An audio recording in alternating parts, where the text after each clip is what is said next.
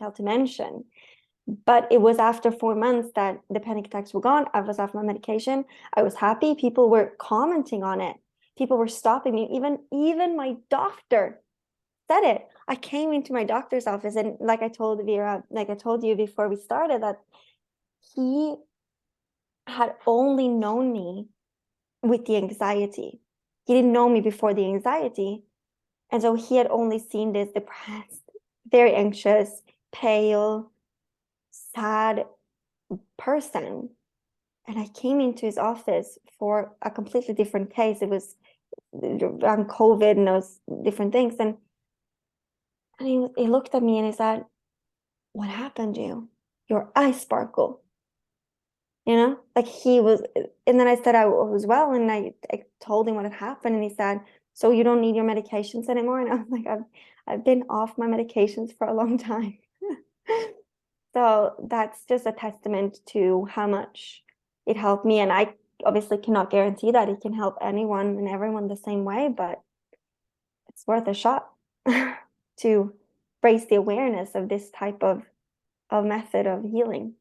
Yeah, that is so powerful. And could you share some of like what kind of releasing practices like did you learn? Like what would a release, like for someone who has no idea what these type of like somatic practices can look like what's an example of a releasing practice that Yeah. helped you?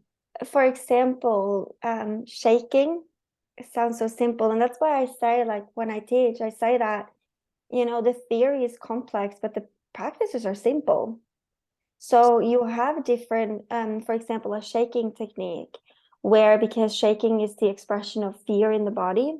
So when you deliberately shake, you can actually release fear from the body, and it can help regulate the nervous system back to homeostasis, which is balancing points. It's like the neutral point that we want it to be at. And if you look at animals, they do that. Animals, if they're in a play fight or a fight, or they swim, or they do something that is in kind of heightening their nervous system, they shake afterwards to regulate themselves. And then you have different tapping techniques. Like we have the butterfly technique, where you create a butterfly, you cross your thumbs, create a butterfly, and you can tap. It's something you can do in public. So that's more of like you have somatic exercises for in the moment, and then you have somatic exercises for healing that you do at home deliberately to work on this.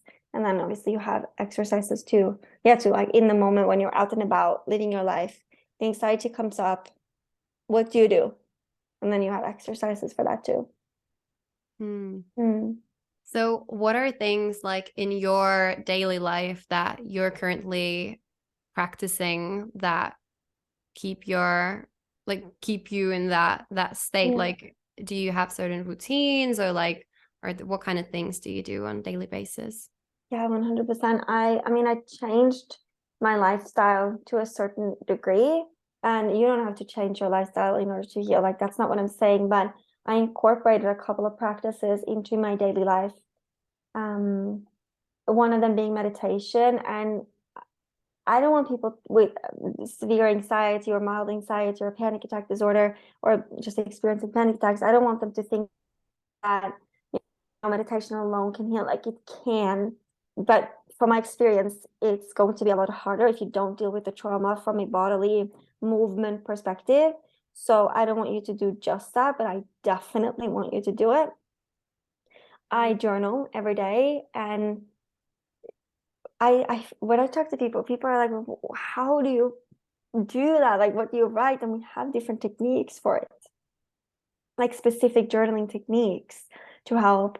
And then I have a release process, and it's a little bit complex to get into right now, but there's a release process that I do on a regular basis if I do feel stressed, because anxiety is just heightened stress. So right now I feel stressed like a, call it quote unquote normal person. Like we want our body to feel stressed, but because my body has the memory of these stress kind of experiences the way it does, it can get a little bit more scared of everyday stress. So I have a release process that I do that's a little bit more complex to regulate my nervous system. I also slowed down my work. And that's not to say that you need to work 80% or 50%. I just changed the way I work. I work according to my preferred day rhythm. And people are like, well, I can't do that. And it's so easy to say that you can't do that. But I just did it. Like I just created a job where I could do that. I wasn't given the job to be like, there you go. No, no, no. Like I had to work my way there. I had to, like, it took me years to get to this point where now I can wake up without an alarm. I can have a slow morning. I can work evenings if it works better for me because I'm a very like sleep in bee person. Like I'm a night owl. So I just, and it's, that didn't happen like that overnight thing. Oh, all of a sudden I got that dream job and everything was perfect. No, that took a while to get there, but it was definitely something I worked towards. And yeah, I changed the networks in my brain and my belief system. I really dug deep, and I do that on a regular basis when something comes up. But I think for people wanting to heal, working with a trauma-informed coach and someone knowing somatic healing is definitely what I would advise, because it's what, and obviously I can just advise it because it was my experience. But I have tried so many different therapy styles and it didn't work for me until I met this type of healing technique. And when you do it, some of the things that we do are so simple that you want it to become a part of your daily life, just like meditation and the different journaling exercises and some of the movement practices, because it feels so good.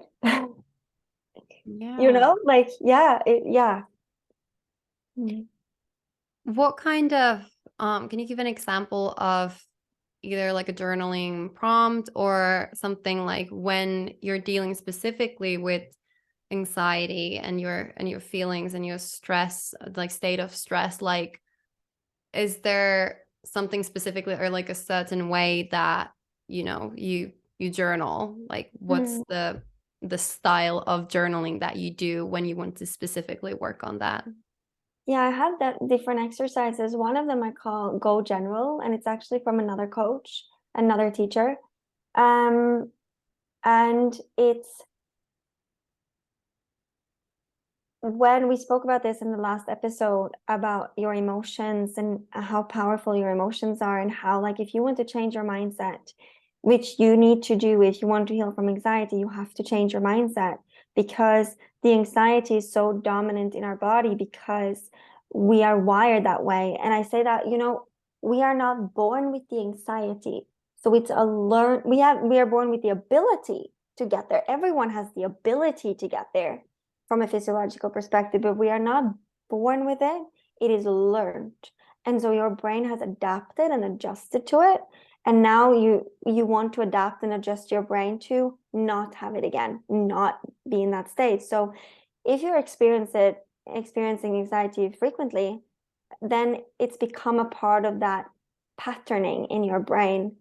And so, and the rest of your nervous system. And so some of the practices that we want to do is actually practice feeling good, journaling exercises that makes you feel good in the body. So it's not about the thought that you think or the words that you write. It's about, how do you feel when you write it? How do you feel when you say it or think it? And so one of the exercises is called Go General, and it's one of my teachers that I listen to. She's quite a spiritual teacher, but I love this particular exercise. Her name is Abraham Hicks. And so I think, like, in the spiritual, energetic kind of environment, a lot of people would have heard of her. But I just love this particular exercise, and it's called Go General. And what you do is that you have negative specific, negative general, positive general, and positive specific. And so you want to understand where on those four you can place your thoughts and feel better. So if you are a negative specific relative to anxiety, it can be something along the lines, I mean, you can go all the way to suicidal thoughts. You can be very specifically negative about your life. This sucks. I don't want to go outside. I don't want to live anymore. I'm afraid of not wanting to live anymore, because very often when you have suicidal thoughts in that state of anxiety, they're actually quite scary, those thoughts. And that's quite obviously at the depth of negative specific. And so jumping to positive specific, being, I love my life. I'm so happy. My life is fantastic. I love myself. That is too far of a jump. So we say go general. Go general. Like, you don't have to jump from negative specific to positive specific. Even if you go from negative specific to negative general, it's going to give you that state of relief. So let's say you can do this exercise by talking out loud as well, or write it down. But if I'm in that state of like suicidal thoughts, I don't want to live anymore. What's there to live for? Whatever comes up for the person in that state. Then if you go to negative general, it would be something along the lines of, this sucks. That's relief.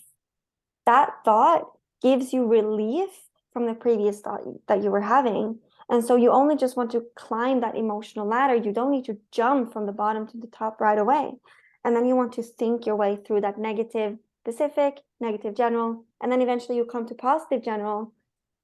Being in this instant, in this example of those kind of thoughts, would be something along the lines of, everything I have never, okay, let me just tap into it. So, well, I've never acted on those thoughts before. Thoughts alone can't hurt me. The thoughts alone cannot harm me. Only actions can harm me, and I'm choosing not to act on them.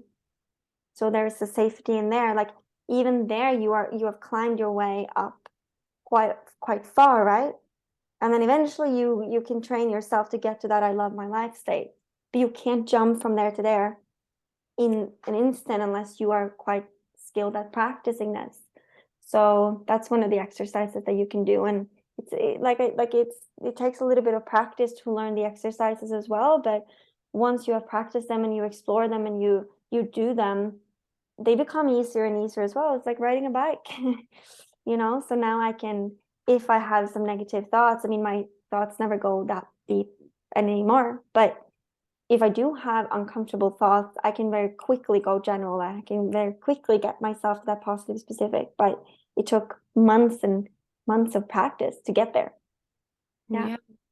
I love that, because I think also very often people probably feel, especially in the like self-development, like with that type of content, that it's like, if you're in a really, I remember being in a really dark place and like being extremely triggered by, this hyper positive approach to life and everything, and people advising on, you just choose this type of thought that felt, or this type of emotion that felt like so far of like my current state. So I think that really, that exercise gives that comfort of like, and also you don't feel so shitty about yourself of like, I don't need to be immediately kind of switch my state from really extremely low to extremely high, but you can kind of build your way up there. So I really, really love that exercise. It's really good.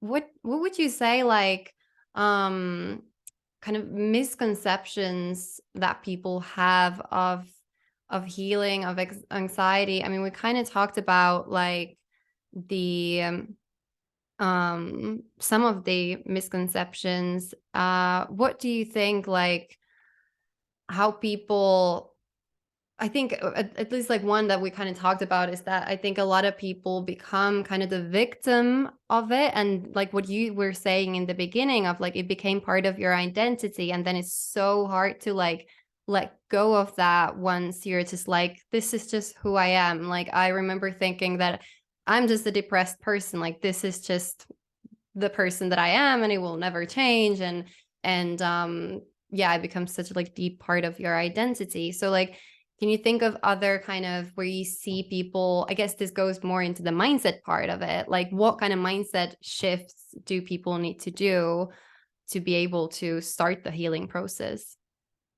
Yeah, it's a very good point. I mean, that's definitely one of them. Like, the only person that can help you is you. And it's such a cliche statement, but it's true. No one. And it's like, I teach meditation and yoga and mindset, and I do this work with children. And I say to them, I can't go into your brain and think your thoughts for you. So if I, for example, say to you, Vera, that you are beautiful, you look so pretty today.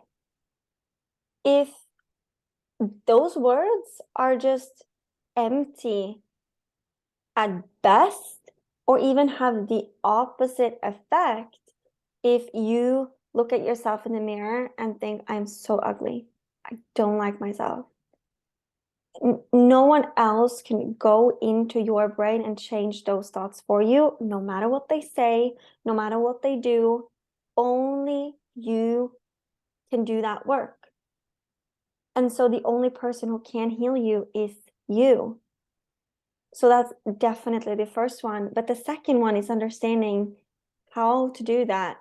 And when you understand the basics of the brain, what you give attention to grows stronger. So you have community, like 95% of your brain is on autopilot. So I was actually, and then every thought you have creates a feeling, and that's a chemical reaction. And our brain is actually addicted to the chemical reaction that it knows. So I was chemically addicted to panic attacks because I knew how to handle a panic attack. If I got happy for even just 10 minutes, my body had no idea how to deal with the happiness anymore because it was so untrained at it. So I needed to unlearn the anxiety and I needed to relearn the state of happiness. And the way that you do that is by talking about the happiness, focusing on the happiness, prioritizing the feeling good, and then not talking about the anxiety. So, one of the reasons that I have chosen to not go so deep before this conversation about how dark my thoughts get, and I haven't actually specified it in this, I've kind of given hints at how dark my thoughts went. I chose not to share that because every time I shared that with someone, it strengthened the thought. It gave more energy to the thought, and the thought generates a feeling, and that feeling is a chemical reaction. And once you have created that chemical reaction, what your brain does is that it's trying to find supporting thoughts that will create more of that chemical. So it's like this endless cycle going on autopilot. So when we go into therapy and what we do, and I'm not saying that all therapists do this by no means, but by all means, but that was my experience with the therapy that I met, was that they asked me about the anxiety. They asked me about my childhood, about what had happened, about why I was there, and it was just constantly talking about the problem, constantly talking about the anxiety and the root cause of the anxiety. And they just strengthened the anxiety because it was what my brain was focusing on. So when I left that therapy room, I was wired to just continue thinking about the anxiety. And so I think one of the misconceptions is that you have to talk about it so much in order to heal. Honestly, the woman who helped me heal, I was in a group program. I didn't even have one-to-one with her. I don't even think she knows what happened to me in childhood. I don't think she doesn't know what caused the anxiety. She just taught me the theory. Well, some of the theory I actually knew beforehand, so some of it came from my university background, but she just taught me what to do, and I did it, and I practiced feeling good. And it sounds so simple, but that's why I also, when I talk with people and I teach in all my programs, I talk about both neuroscience and physics, because from a physics perspective, energy attracts energy that is like it to itself. So if you think about anxiety being a blue color and then healing being a green color, when you talk about the anxiety, what you do is that you attract more blue. to it. And that blue ball is just bigger and bigger and bigger and bigger and bigger. And if you approach healing, that's why I say, like, you can't think your way out of problems because you're focusing on the problem. You can think your way into solutions because then you're focusing on the solution. And once you're focusing on the solution, then you attract more green. So do things that makes you feel good. Hang out with people that makes you feel good. Have conversation that makes you feel good, and stop talking about the anxiety for a moment. Or, I mean, obviously, like every now and then you feel free to talk about it with someone, a friend or a therapist, or someone, just to let your heart out if you need to. But if you perpetually go and talk about the anxiety, it just strengthens the anxiety, right?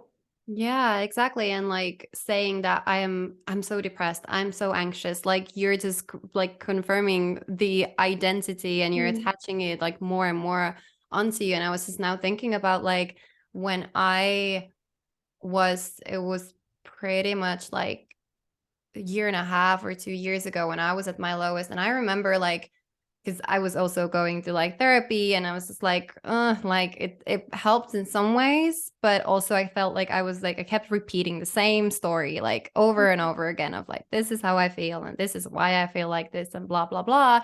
And then it was actually beginning of last year where I was just like, let me just try live this year in a way that I just try whatever, like I just, as you said, like I just do things that feel good. I started like new hobbies. I started going to like dance classes and like self-defense classes, and like whatever I did, I was just like, ooh, that seems like something fun, and just like feeling good was the priority. And only then that also had the side effect of kind of me getting even more clear on like what I want in life, because I felt like really lost, but I just kept following that like spark of like, ooh, that seems exciting and fun and feels good. So we had that part, but also just the mental aspect of like I started to feel these good like feelings on a daily basis, and it sounds so simple. And I think, as you said, like, yes, the theory behind all of this can be kind of complex, but the practices, like, it can literally just mean that you start prioritizing going to a dance class or whatever is like fun and good for you. And I think that's important for people to realize, so that they don't overcomplicate it and think that like, oh, there's nothing I can do. Like if I start this process of healing, it's going to be this major, like turning everything around in my life. So yeah, I want Yeah. to highlight that for people. Yeah, and that's the thing. Like when I tell people what I like, how easy it is, it's almost like they don't believe me. Mm. Honestly, it's about reteaching your body how to feel good, reteaching your brain to focus. And I say reteach because when you were little, that's what your brain did. That's what your brain did. So your brain knows how to do it. It's just that it hasn't focused on that for such a long time, however long time, it's relevant for the person listening. But Mm. yeah, so it's just, I cannot emphasize it enough. And it's important that thinking positive thoughts, like a positive thought is only positive because it feels good.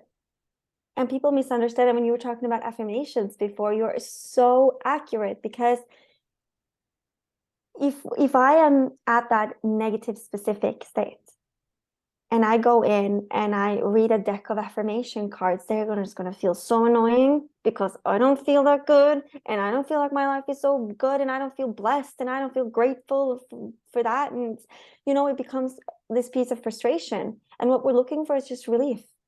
So Mm. what can you think? What can you say? What can you do that creates that element of relief? And boom, you have stepped one step up on the emotional ladder, on that emotional scale. So you don't need to jump from the bottom to the top right away. And in fact, you can't, because when your body, I mean, obviously people have different experiences with anxiety, but for me, like having experienced it for such a long time, it took some training to teach my body how to feel good, because we also have an upper limit for how much good our body is capable of feeling. And that is also a trained upper limit. It's not a standard for every person. It's subjective to every human, but it is there within the nervous system. And so, you need a little bit of patience and a little bit of time and some consistency and some determination in order to actually raise that bar and raise that ceiling. But I am very, very certain that since it was so possible for me, surely it must be possible for everyone else too. Because I'm not special. Like I'm not, I'm special like everyone else is special, but I'm not unique, and like an exception to the rule here.